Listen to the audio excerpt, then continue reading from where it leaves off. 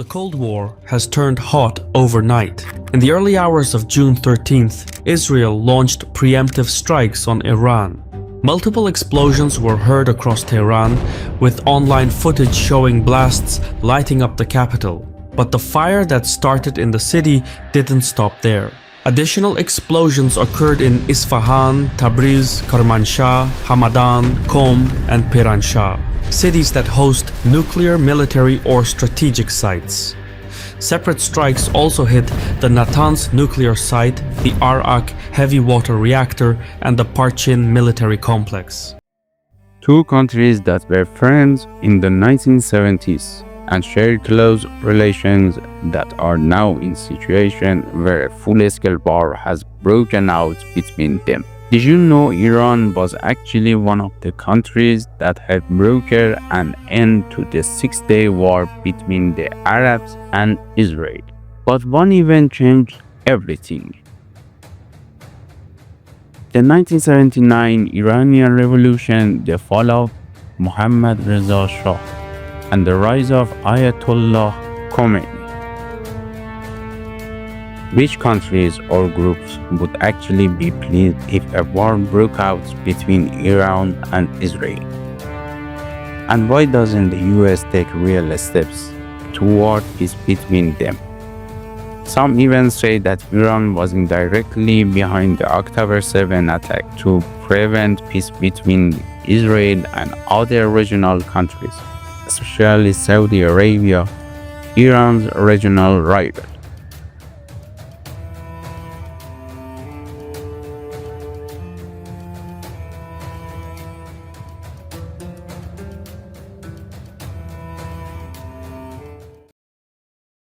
את נחישותנו להגן על עצמנו ואת נחישותנו לגמול לאויבינו.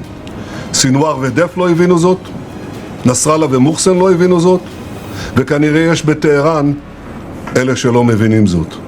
הם יבינו. נעמוד בכלל שקבענו. מי שתוקף אותנו, אנחנו תוקפים אותו. It's surprising, but before the 1979 revolution, Iran and Israel actually had a friendly relationship. The Shah of Iran and Israel were allies in the Middle East, working together to counter common threats and protect their interests. Despite their religious and cultural differences, both countries aligned on strategic issues. Iran was one of the first Muslim countries to unofficially recognize Israel, and they had extensive economic and military collaborations. But why unofficially? The reason was simple: fear, backlash from the religious community and clergy in Iran. In previous years, clerics in Iran had the same power as social networks.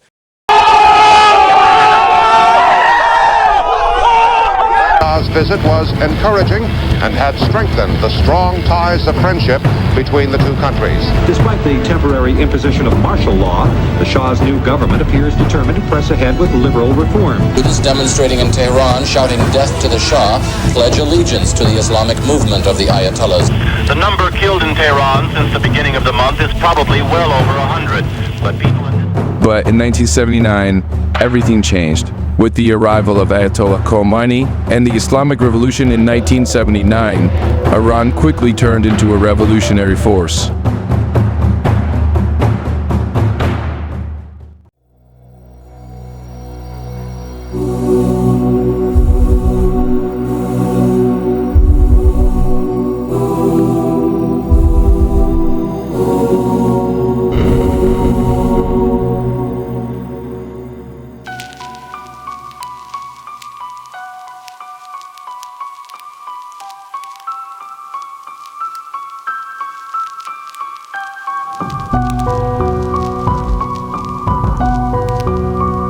Defining its goals and principles in strictly ideological terms.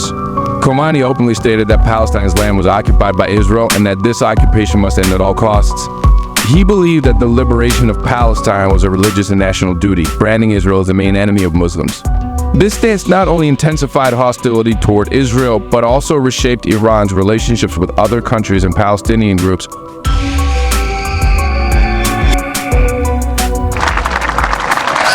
A world-famous photo of what could have been. An historic moment. What a sight on the 13th of September 1993, when then Prime Minister of Israel, Yitzhak Rabin, with then President of the Palestinian Liberation Organization, Yasser Arafat, signed the Oslo Agreement with US President Bill Clinton. Today, with all our hearts and all our souls, we bid them shalom, salam, peace. Yasser Arafat, leader of the Palestine Liberation Organization, was once supported by Iran and even considered a national hero. But when he moved toward peace with Israel and negotiations in the 1990s, Iran heavily criticized him, viewing him as a traitor to the Palestinian cause.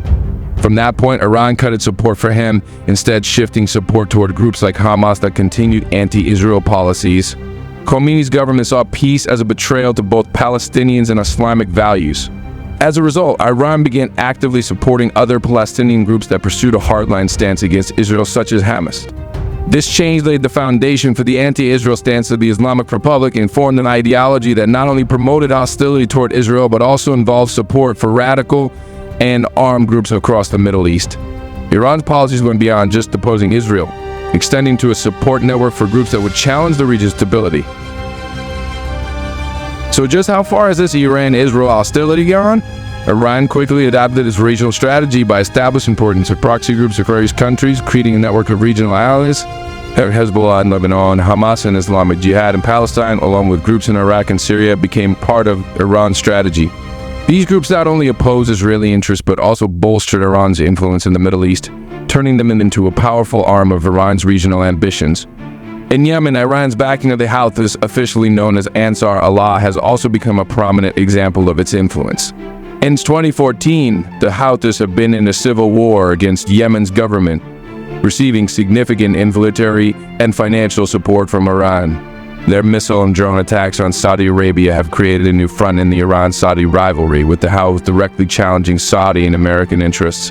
Ultimately, this strategy has encircled Israel with armed groups that serve as extensions of Iran's reach in the region. This complex network of proxy groups not only presents a direct threat to Israel, but also undermines stability across the entire Middle East. Iran's nuclear ambitions have added another layer to its clash with Israel. While Iran insists its nuclear program is peaceful, focused on generating power and medical advancements, Shirani speaking, Israel strongly disagrees. In 2015, Iran reached an agreement with 6 world powers, limiting its nuclear program. Israel opposed this deal, arguing that it would only delay Iran's ambitions, while lifting international sanctions would pour billions into Iran's economy, which it could then use to strengthen its regime and its network of proxies to confront Israel.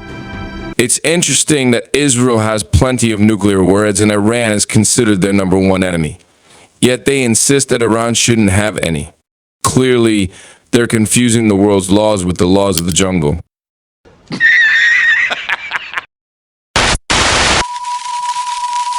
Nuclear weapons. The Iranian regime has repeatedly said its nuclear program is only to produce energy. ایران دنبال سلاح کشتار جمعی نبوده و نخواهد بود. The aftermath of Mohsen Fakhrizade's assassination indicates a carefully planned attack. But was it a high-tech killing, as Iranian officials claim, or sloppy Iranian security?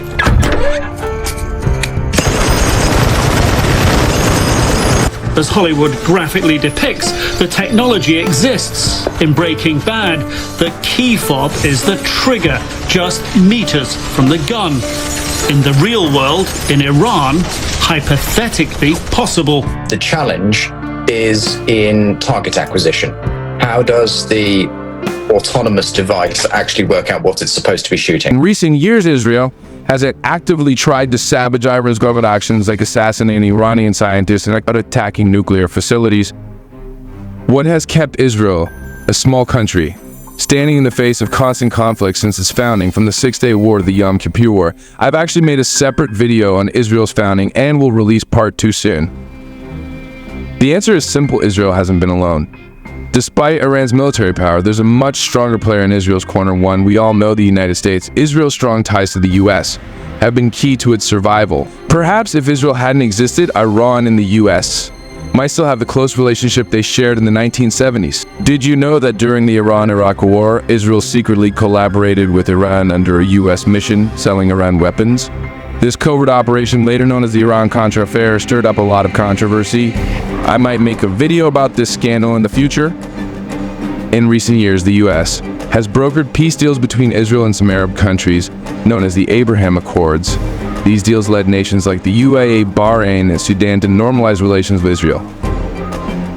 This shift is a huge change for the Middle East and a serious worry for Iran, as an alliance between Israel and Arab nations could weaken Iran's influence. Israel was even on the brink of a peace deal with Iran's regional rival, Saudi Arabia.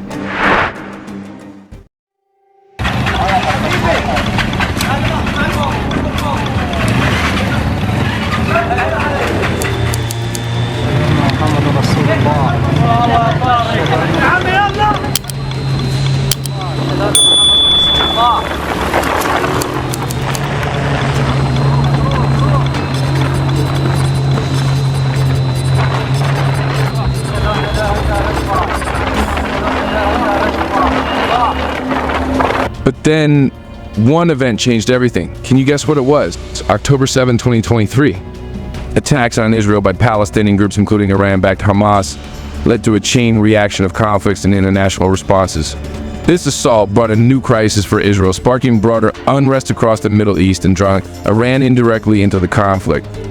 In retaliation, Israel launched massive attacks against Hamas and Gaza, targeting both leadership and civilians. High-profile assassinations of Hamas leaders, including Ismail Haniyeh in Tehran and the unusual killing of Yahya Sinwar in Gaza, stirred global outrage. I've also made a separate video about Yahya Sinwar, the powerful and influential figure within Hamas, which you can watch on this channel.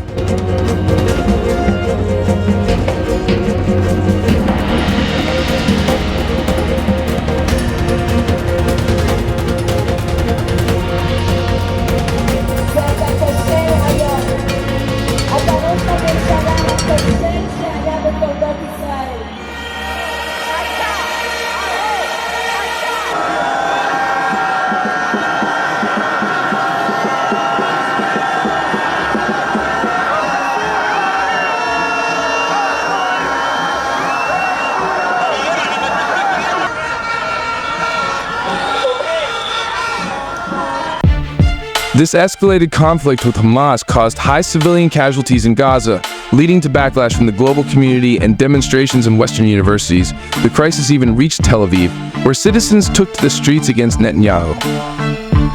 A friend once said, "The Middle East is a strange place. Just when you think things have calmed down, a new drama pops up out of nowhere." Oh God, please, no! No! No! No! After October 7th, military clashes and tit-for-tat attacks between Iran and Israel escalated. Israel conducted airstrikes on Iran-related targets in Syria and Lebanon, while Iran ramped up its missile support and aid for Palestinian armed groups.